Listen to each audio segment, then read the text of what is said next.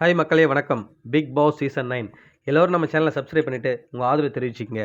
இப்போ பார்த்தீங்கன்னா விஜே பார்வதி பற்றின ஒரு சுவாரஸ்யமான விஷயத்தோட வந்திருக்கேன். அது என்னென்னு பார்த்தீங்கன்னா, விஜே பார்வதி பிக் பாஸ் ஹவுஸ்குள்ளே என்ட்ரு ஆகிறதுக்கு முன்னாடி பார்த்தீங்கன்னா, அவங்க வந்து விஜய் சேதுபதி கேட்டிருப்பாரு ஸ்டேஜில் நின்று.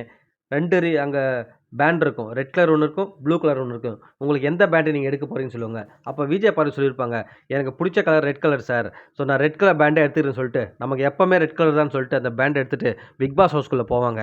அங்கே போயிட்டு பார்த்தீங்கன்னா, எல்லாரையும் ஒரு அதகலம் தான் பண்ணாங்க. அவங்க இருந்த அந்த 90 நாள் பார்த்தீங்கன்னா, எல்லாருமே பயந்துன்னு தான் இருந்தாங்க. விஜய் பார்வதினாலே ஒரு பயம் தான் இருக்கும். அவங்களுக்கு மட்டும் இல்லை, விஜய் சேதுபதியுமே சம்டைம்ஸ் வந்து ஒரு கொஞ்சம் பயம் இருந்துன்னு தான் இருக்கும். ஏன்னா அவங்க வெளியில் எவ்வளோ போல்டாக இருப்பாங்கன்னு எல்லாருக்குமே தெரியும். ஸோ அப்படி இந்த பிக் பாஸ் சீசன் 9 ஆட்டி படைச்ச ஒரு ஒன் உமன் ஆர்மின்னு தான் சொல்லணும் அவங்கள. ஸோ அவ்வளோ சம்பவம் பண்ணிவிட்டு கடைசியில் பார்த்தீங்கன்னா, ஒரு சின்ன ஒரு இன்சிடெண்ட்டில் வந்து தேவையில்லாமல் கெட்ட பேர் எடுத்துகிட்டு அங்கேருந்து வந்து ரெட் கார்டை வாங்கின்னு வெளில வந்துட்டாங்க. உண்மையாகவே ரொம்ப கஷ்டமான தருணம் தான் அது. அவங்களுக்கு கொடுத்துருக்கக்கூடாது. பட் அந்த தள்ளி விட்டதெல்லாம் ஸ்போர்ட்டிவாக எடுத்துன்னு போயிருக்கணும். பட் வந்து அதில் ஒரு பாலிடிக்ஸ் இருந்து நம்ம எல்லாருக்குமே தெரியும். ஸோ அதால் அவங்க வெளில அனுப்பப்பட்டாங்க. ஸோ இதில் என்ன ஒரு கோஇன்சிடென்ட் பார்த்தீங்களா, உள்ளே போகும்போது அந்த ரெட் கலர் பேண்டோட போனாங்க, வெளியே வரும்போது ரெட் கார்டோட வந்திருக்காங்க. இந்த கலர் வந்து அவங்களுக்கு பிடிச்ச கலர்னு சொல்லிட்டு மறுபடியும் ஒரு தடவை ப்ரூஃப் பண்ணியிருக்காங்கன்ட்டு எனக்கு உண்மையாகவே ரொம்ப அந்த சோகத்திலே ஒரு ஃபீல் ஆச்சு.